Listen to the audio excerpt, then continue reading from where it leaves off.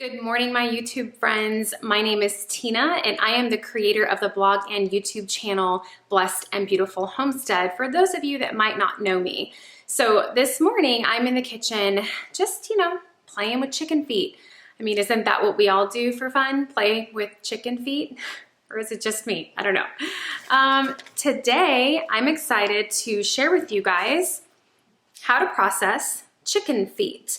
So if you hung out with us a few days ago in this video here, you might remember that we just butchered 30 meat birds. And when I butcher meat birds, I try to save every part of the bird that I possibly can for the family, and also to, kind of honor that animal as well. One of the things that I always keep when I process my meat birds is their feet. So you might be thinking, ew. And I thought the same thing. I was like, I don't get it. These people are saving chicken feet. Like, what's the big deal with this? I don't know. So the thing is, you guys, chicken feet have major nutrients and vitamins and minerals inside of the marrow of the bones.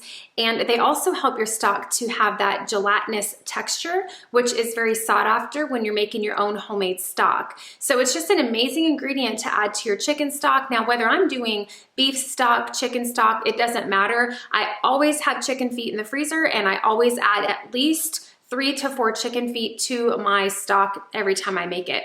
So it's actually really simple to process these feet. Today I have this big old bag here of 60 chicken feet that I need to get processed, and that way I'll have them in the freezer and they're ready to go whenever I need them. So for today's video, if you're at home and maybe you are a homesteader and you've got chicken feet that need to get processed, all you're gonna need is chicken feet. And what I like to use, a pair of dog toenail clippers, and I'll show you what these are going to be used for in just a couple of minutes. And then over here on the stove, I have a big stock pot that is heating up because we want that to get to a good boil before we add the chicken feet to the pot. And I know what you guys might be thinking, that is disgusting.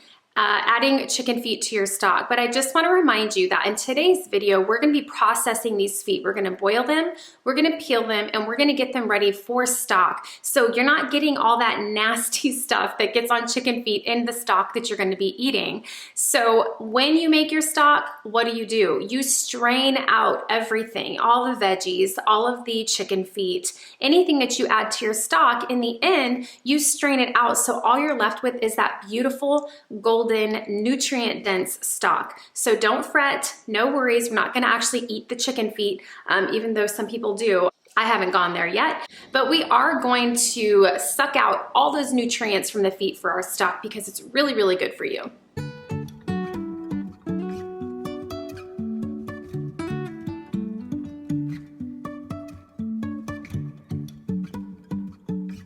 Okay, so the very first thing that we're gonna do while our water is heating up on the stove is we are gonna clip these nasty little toes, which contain the toenails, off of the chicken feet because I don't want all of that in my chicken stock.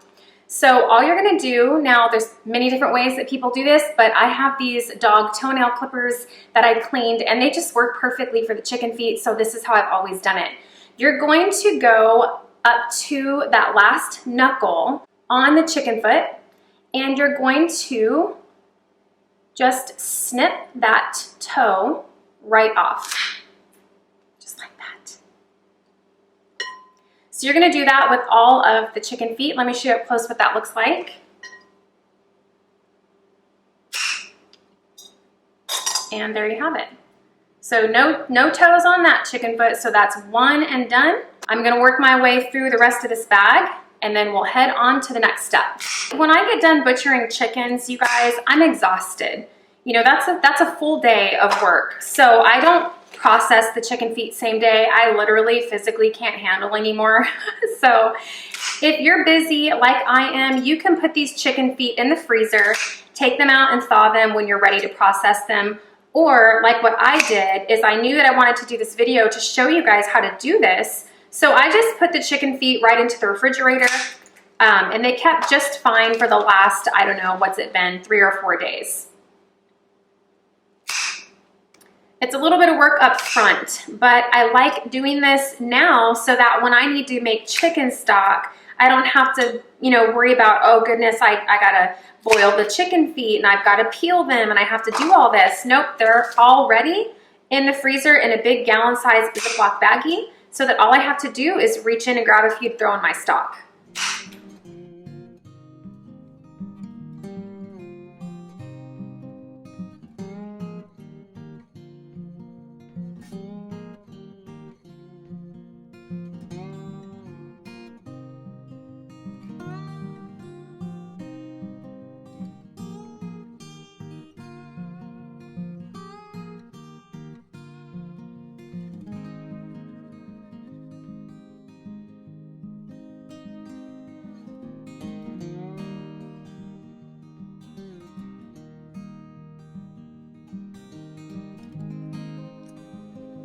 Okay, so we are done taking all of the toes off of our chicken feet, these nasty little toenails. And what we have left is just the chicken feet that are all clean and ready to go in our boiling pot of water. We've been making all of our own stock here on the homestead for a few years now. Once you start having homemade stock, you're never gonna go back to the store-bought stock, you guys. It is just the quality, there's no comparison. And if you're going to be raising animals for food anyway, it just makes sense to keep the bones from those animals so you can make your own stock. We do beef stock, chicken stock, and it's wonderful in all of your recipes, and it's also great if you get sick or get a cold. It's something awesome to sip on.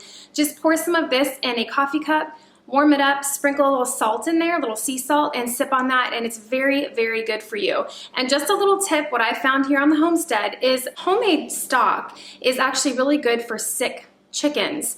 So whenever we've had chickens on the homestead get sick or chicks that are not doing so well, we will bring them inside and we will syringe feed them homemade stock for a couple of days, and it just boosts their immune system because it's loaded with vitamins and minerals and nutrients. I'm telling you guys. So if you're interested in maybe making your own stock and you've never done it before, it's very easy. I'm going to go ahead and link a video here that I did teaching you guys how to make your own stock in your own kitchen. Okay, so our water is good and hot. We're gonna go ahead and add these chicken feet to the boiling water. And it's really nice, you guys, if you've got a lot of chicken feet to do, if you can enlist the help of your kiddos or maybe your spouse to help you with the peeling of the feet after the boiling, because it is a little bit tedious and time consuming. And I'm adding them a little at a time just so that I don't splash myself in the face with boiling water, which I have been known to do.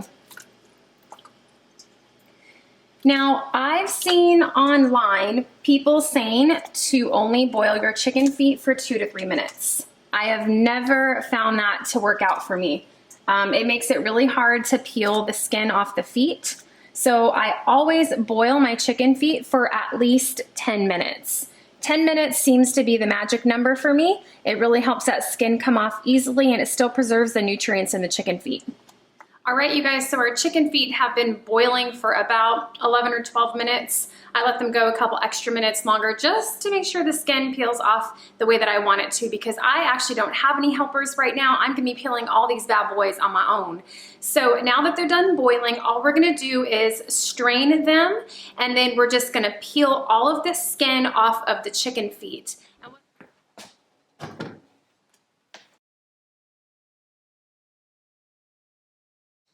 Now these chicken feet are super hot, you guys, so go ahead and give them a few minutes to cool off so you don't burn your fingers, because we're gonna have to get down and dirty with all these chicken feet and it's gonna be really hot. So let them cool off for a few minutes and then we'll start peeling. All right, you guys, so it's been a few minutes. They're still pretty warm. It's helpful if you turn the cold water on low, kind of like when you're peeling boiled eggs. That way you can clean it as you go, and also it'll help cool your fingers off because they're gonna get pretty hot. So if you just run your fingernail down the center of the chicken foot, it really helps it to peel off very easily in big layers like that. Now, on the underside of the foot, on the pad of the foot, sometimes they get calluses, as you can imagine, from walking. So I just use my thumb and go deep under that, because see, this is really tough right here. So if you use your thumb and go underneath it and just kind of pop that up, then the toes are easy to peel off. If you don't peel the padding first, it makes it really hard to peel the toes because they're all connected to this really thick center. So do that first, and then the toes will peel easier.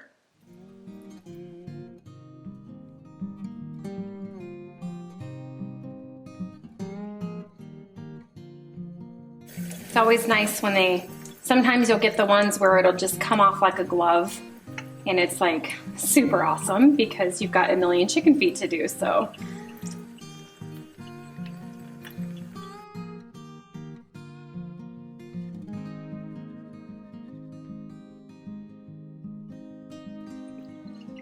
All right, so this is all done. So they look like little zombie chicken feet, but nothing to it. There's still some meat on the bones here and lots of fat, and you want that for your chicken stock. That is super healthy. That is why we do this. So the only thing you're gonna remove is the skin and nothing else. Leave everything else on it and toss it in your bowl and continue.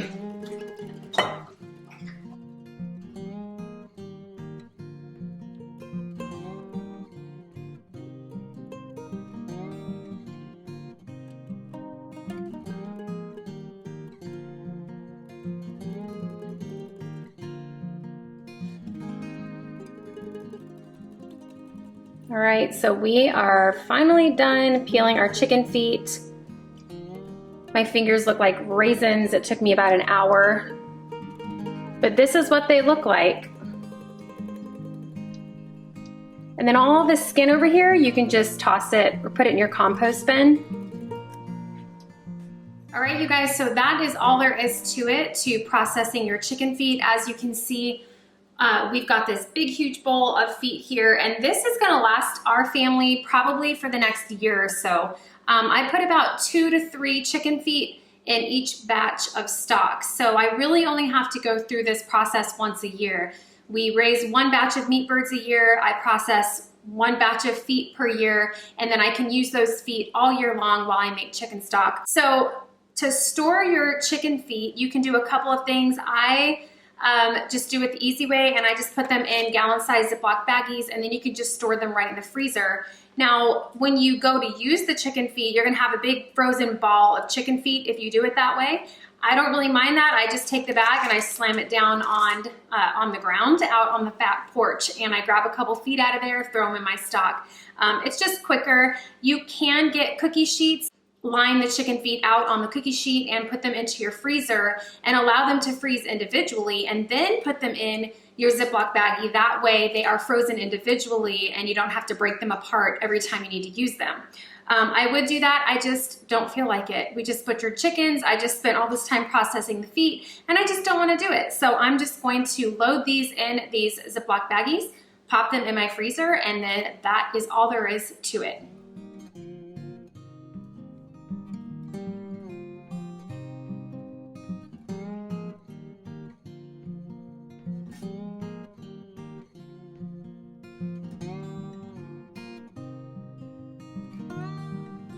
All right, so you guys see just how easy it is to process those chicken feet. Don't be afraid of it. They're really nutritious, and I know they're a little scary, but they're good for you, and they're a great addition to your homemade stock. I hope you guys enjoyed this video and hanging out with me today. If you did, give it a thumbs up, and don't forget while you're here to subscribe so that we can stay connected. You can find me on Facebook and Instagram. Those links are in my About Me section on my YouTube channel.